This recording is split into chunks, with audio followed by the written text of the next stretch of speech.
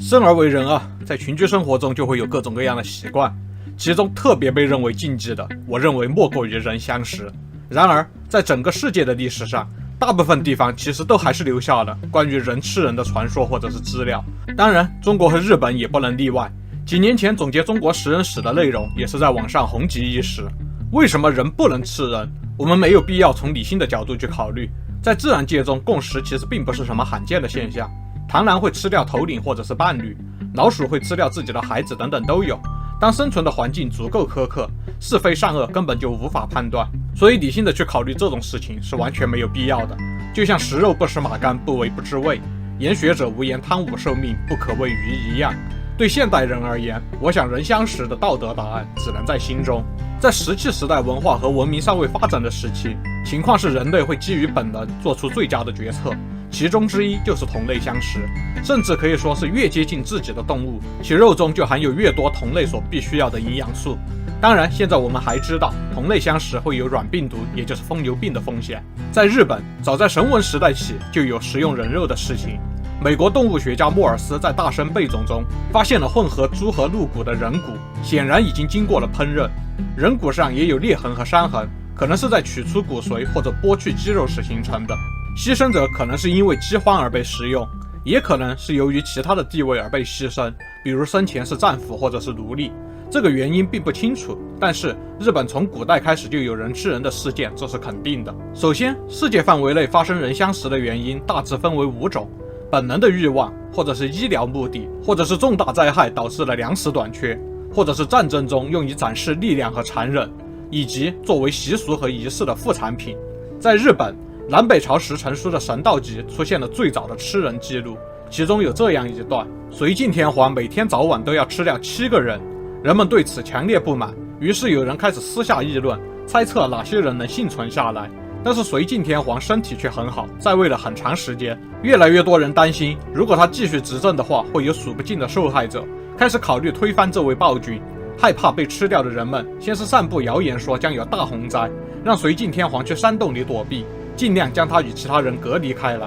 他们劝说隋晋天皇等洪水过去之后再回到宫殿，然后用大石头把他关在了山洞里。之后新的天皇登基，人们终于过上了安宁的生活。隋晋天皇是在公元前600年左右执政了接近100年，虽说他一天吃7个人可能是有些夸张，但是如果他只是喜好某个部位，那量可能也合理。和中国一样，日本历史上也有猛人记录说吃人肉会上瘾，隋晋天皇可能就属于此类。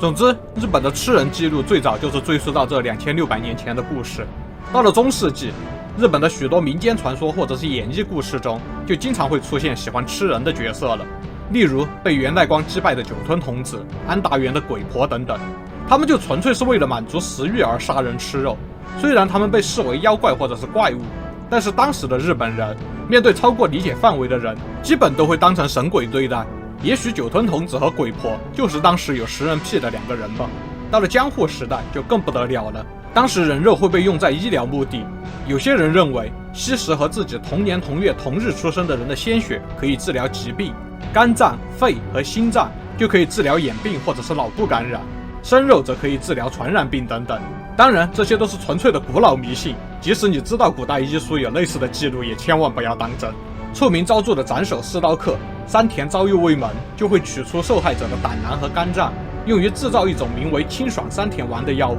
当时人们认为这玩意儿可以治疗结核病、妇科疾病等等疑难杂症，销量非常好。还有一些人则是妖精的行动，比如在济州德川家就出现过家臣因为担心病重中的藩主而割下了自己大腿肉献给藩主食用。德川幕府曾经还宣传过这是忠义的行为。这种人肉能治病的想法，即使是到了近现代，在民间仍然是根深蒂固。有人甚至从墓地里挖出头颅并将其烧黑，然后以黑药为名进行销售。还有一些事件，比如说发生过有人想要治愈亲人的麻风病，就杀害了一个男孩，切下他的臀部肉当作药物食用。最令人震惊的是在太平洋战争末期发生的小笠原事件，日本兵在岛上处决了被击落的美军飞行员，驻守指挥官吃了一个美国兵的肉，然后这指挥官就惊叹于人肉的美味，大喊这是甜美的补给品，然后把这可怜的美国人的肉切成小块，分发给每个日本兵吃。当然，最终这指挥官被军事法庭判了死刑。有人把小笠原事件作为极度饥饿的时候吃人肉会让人失去理智的又一个例子。另一种情况是，当人陷入了极端饥饿时，为了生存被迫做出极端的选择，就是吃人肉。很多记录都显示，在极端饥饿下吃过人肉的人表现出了丧失理智的状态。刚刚提到的神道集记录了日本发生的最早的食人事件，但是按成书的时间来看，在日本最早记录吃人事件的是日本书纪，其中记录的在清明天皇统治的公元567年中国大饥人相食。不过作为极其古老的记录，都是言简意赅，我们现在看到这样的记录也不能想象当时的悲惨。但是随着时代的推进和记录变得更加详细，饥荒吃人的地狱场景的记录也越来越生动形象。在天正9年，羽柴秀吉，也就是丰臣秀吉率领大军围攻瑶曲城，采用围而不攻，等待城内粮食耗尽的战术。而后城内粮食耗尽，居民互相残杀食肉。大日本古文书中显示，此战中瑶曲城居民吃尽了牛马、野草、墙土等等一切可食之物，最终竟开始食用已死之人，父母甚至吃掉自己的孩子，兄弟也开始互相吃对方的肉。这样惨不忍睹的场景在城里变得司空见惯。再然后发展到在对峙中中枪受伤者，即使仍有呼吸，也会遭到人们割肉。而且城内传言人脑特别美味，抢夺首级的事情屡屡发生。即使是在和平的江户时代，发生饥荒时，也有人相食以维持生存的事情。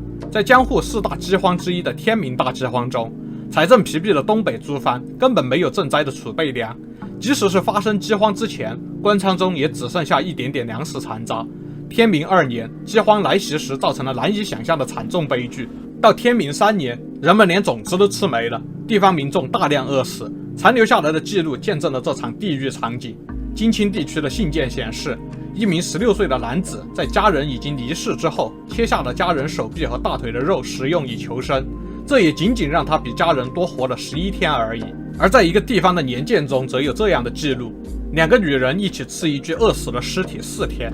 一位母亲吃掉了自己孩子的大腿肉。一些村庄中，即使是还活着的人也会被杀害吃肉，甚至连在白天行走都会变得危险，晚上赶去邻居家的话，基本就是不能活着回来了。另一个地方的地方志则有记载，1778年，有一个男人试着吃了一个饿死的人，结果发现非常好吃，于是又去杀了一个无辜男孩吃肉。还有一个5岁左右的小孩偶尔吃烤肉，但是正值饥荒，村民感到不可思议，于是跟踪他的行动，发现他用小刀切一具饿殍的肉。类似这样的故事在天明大饥荒中四处上演，而且这种地狱场景并非是古老时期专属。在太平洋战争中，因为补给困难，日本兵也有吃掉同僚尸体的记录，吃敌人的尸体就更多了。尤其是一支在雨林中爆发了新几内亚疟疾的部队，在日本国内一篇又一篇雄壮出击、连战连胜的报道氛围中，他们无法回到日本接受治疗，增加物资补给的申请也无法通过。一些部队与其说是去南洋远征，不如说是去做生存挑战的。吃人的事件屡屡发生。一名士兵说，他们把白人士兵和当地居民称作黑猪，饿死的日本士兵则说成是其他的动物肉。吃饭时，人们会默契地避免谈论食物本身的话题。除了饥荒断粮这种被逼无奈的情况，日本历史上当然也有主动吃人的记录。一种主动吃人的情况是战争，这是一种立威和帮助士兵在战场上抛弃人性的手段。中国也有岳飞的壮志饥餐俘虏肉，以及我在武功太监的视频里提到的杨思绪声波俘虏吃老隋的事。日本比较近的战场吃敌人肉的记录，就比如说在1868年的鸟羽福建之战中，清政府军以压倒性的火力打败了幕府军，就有幕府军总指挥大河内政治在战斗中吃了俘虏的肝脏时，被人肉的香味所迷惑，不能做出正常反应的记录。此外，根据明治时代的乡土史学家四时正道所著的书籍，在西南战争中，明治政府军完全打不过西乡隆盛，已有自金川之败。明治军为了鼓舞士气，命令将敌人战俘的肝脏挖出来吃掉。由于肝胆象征着强大的勇气，士兵们获得了反击的动力。太平洋战争早期日军节节胜利之时，也有吃俘虏肝脏的记录。此外，一个日本名字叫高桥的战地记者也记录了他在瓜达尔卡纳尔和英帕尔的见闻，其中有这样一段：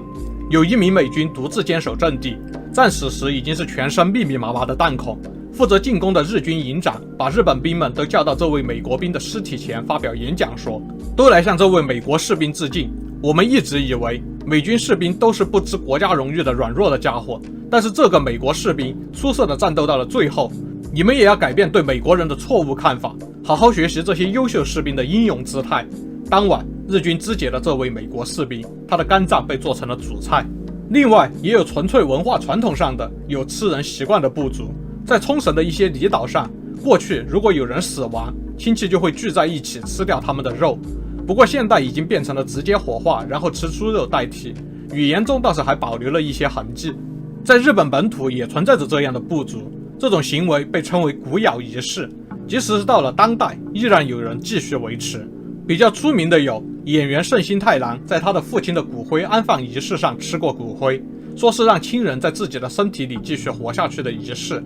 据说高仓健在母亲去世之后也吃了他的骨灰，这种习俗源于对个人的悼念之情，也有说法认为是出自小乘佛教吸收死者力量的传统。有些地方会将动物或者鱼骨磨成粉末喂给孩子，认为这能让他们的头脑变得更加聪明，可能也与此有关。但是其实吃研磨动物骨骼的益处并不能推广到吃人的骨灰上，即使是抛开伦理问题，骨灰中的六价铬对你的身体也有很大的伤害。我找到的就是这些，我收集这些资料做这个视频，当然不是为了批评日本人，毕竟视频的灵感来源本来就是中国食人史。正如视频开头所说的，在人类的历史上其实并不罕见，各个文化中都有类似的记录。到现在网络时代，我觉得有一个很不好的趋势，那就是如果发生了什么糟糕的事情，人们的第一想法是用一套标准答案的逻辑冲淡事情的细节，然后慢慢的当作无事发生。老观众都知道我是坚定的历史唯物主义者，我相信该发生的事就一定会发生，发生过的事情再来一次相似的环境还会重复发生。所以与其说是在读历史，不如说是换个角度观察生活的环境，这与民族文化这些宏大的叙事无关。都看到这儿了，别忘了点赞订阅啊，我们下次再见。